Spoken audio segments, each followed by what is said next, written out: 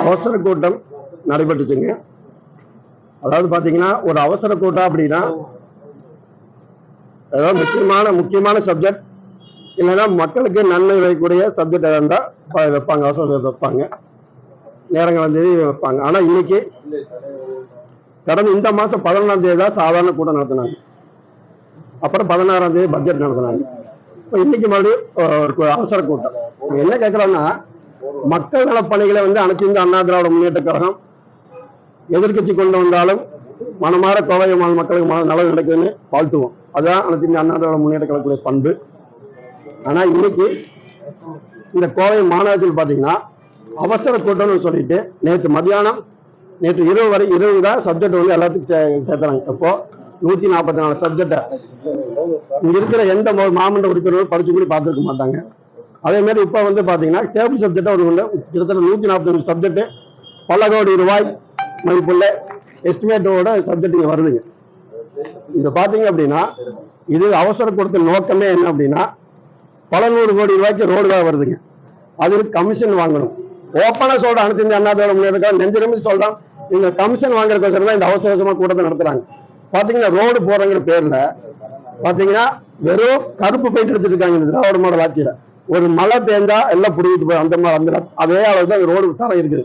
முதல்ல 2 BM போட்டு DC போடுவாங்க. இப்ப வெறும் சிப்ஸை மட்டும் போட்டு பல 100 கோடி ரூபாய் கைவிட்டு வாங்குறதுக்கோசரம் ரோடுங்கிற பேர்ல எலெக்ஷன் வரங்காட்டி அவசர கதிகாலத்துல கோவை மாநகரம் முழுவதும் ரோடு போடுறாங்க.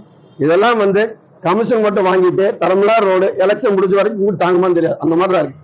அப்புறம் பாத்தீங்கன்னா இன்னைக்கு ஓய்வு பெற்ற ஹைவேஸ் அதிகாரி வச்சு ரோட் சேஃப்டி சிக்னல் சேஃப்டி சரி பண்ணணும்னு சொல்லி ஒருத்தர் எம்ப்ளாய்மெண்ட் பண்றாங்க. ஏற்கனவே இருக்கிற ரோடே ஒன்றும் சரியில்லை, இது சிக்னல் சேஃப்டி கொடுக்க போறாங்கிறாங்க. இல்லை எந்த எது இருக்கு எப்படி இருக்குங்க, ரோடே இல்லை. அதாவது ஸ்டேஜ்ல எல்லாம் டான்ஸ் ஆட சொல்ற மாதிரி நம்ம கூத்து இந்த மாநிலத்தில் நடந்துட்டு இருக்கு.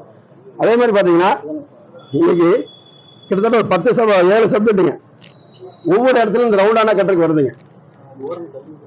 எல்லா மடலும் கலந்து வருதுங்க. பல 100 கோடி ரூபாய், அதுல பல 100 லட்சங்கள் செலவு பண்றாங்க. அதாவது இன்னைக்கு கோவை ஒரு இண்டஸ்ட்ரியல் சிட்டி. ஒரு 10 கம்பெனிக்கு சொன்னாலே அந்த படத்தை போட்டு கட்டிடுவாங்க.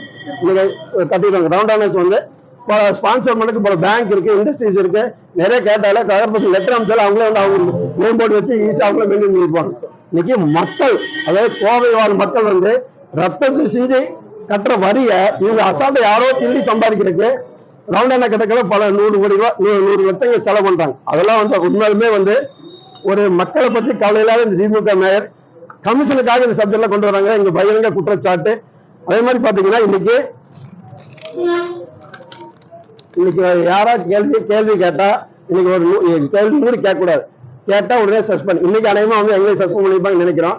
ஆனால் அனைத்து அண்ணா திராவிட முன்னேற்ற கழகம் ஆட்சி கண்டிப்பாக மலரும். மே மாதம் அனைத்து இந்திய அண்ணா திராவிட ஆட்சி வரும். அப்போ இந்த சப்ஜெக்டாவும் இன்னைக்கு பாஸ் பண்ண சப்ஜெக்ட் எல்லாம் கண்டிப்பாக விசாரணைக்கு உட்பட்டு நடந்த ஊழலை கண்டிப்பாக வெளிக்கொண்டு வருவோம். அதே மாதிரி பாத்தீங்கன்னா இன்னைக்கு 140 சப்ஜெக்ட்ல கிட்டத்தட்ட 100 சப்ஜெக்ட் பாத்தீங்கன்னா 2026-27 நிதிநிலை அறிக்கையில் போவீங்க கொண்டு வரப்படும் சொன்னது. இன்னைக்கு பாத்தீங்கன்னா இது இம்ப்ளிமெண்ட் பண்ணணும் அப்படின்னா ஏப்ரல் 1ஆம் தேதிக்கு மேலதான் இது டெண்டர் வைக்க முடியும். இன்னைக்கு கொண்டு மக்கள் மத்தியில திமுக ஏதோ பெருசா செஞ்சுட்ட மாதிரி காட்டுறதுக்கோசரம் இந்த தீர்மானங்களை கொண்டு கோவை வாழ் மக்களை ஏமாத்துறாங்க. இங்க இருக்க அத்தனை கவுன்சிலர் மேயர் ஏமாத்துங்கிற குற்றச்சாட்டு, அதை கண்டித்துதான் இன்னைக்கு வெளிநாட்டுக்கு போயிருக்கோம். அதே மாதிரி பாத்தீங்கன்னா இன்னைக்கு இங்க இருக்கிற கம்யூனிஸ்ட் கட்சியோ காங்கிரஸ் கட்சிக்காரங்களும் பாத்தீங்கன்னா அதாவது ஒட்டுமொத்த மக்களை பத்தி யாருமே பேசுறதே கிடையாது. அதாவது கம்யூனிஸ்ட்காரங்களாம் ஒரு வார்த்தை வாய் திறக்கிறது இல்லை. இவ்வளவு அநியாயம் நடக்குது, ஒருத்தர் கூட கேட்கறது. அதனாலதான் அவங்களும் சேர்த்து நான் கண்டித்து வெளிநாடு பண்ணிருக்கோம். இந்த ஊழல் பல கோடி ரூபாய் ஊழல் சொல்றீங்க, என்ன எவிடன்ஸ் இருக்கு? ஏங்க எவிடன்ஸ்ங்கிற விட நீங்க ஒண்ணு புரியுதுங்க, கோவை இண்டஸ்ட்ரியல் சிட்டிங்க. அதாவது நம்ம வீட்டுக்காரர் ஒரு 4 புக் இருக்கு அப்படின்னா சின்ன ரவுண்டானா கட்டுருக்கு மினிமம் உதாரணம் சொல்றேன், நல்லாம்பாளையம் ரோட்ல 10 பெட்ரோல் பங்க் கிட்ட 20 லட்சம் வாங்க.